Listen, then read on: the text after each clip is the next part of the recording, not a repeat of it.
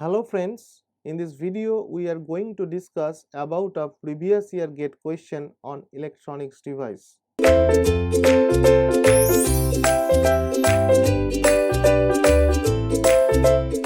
According to the given numerical, it is written that a particular green LED emits light of wavelength 5490 angstrom.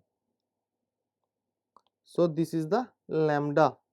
So find the energy gap of the semiconductor. A simple question is this. So if we know that the energy gap, if written in the electron volt, so it will be 1.24 divided by lambda in micrometer.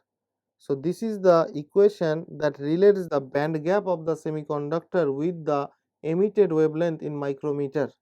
So we know the value of lambda that is given in the angstrom. So we have to convert that angstrom into the micrometer. So I can write 1.24 divided by lambda, that is 5490 into 10 to the power minus 4 micrometer. So if we do the calculation here, then we can find easily the value of Eg and Ev. So the value of the Eg will be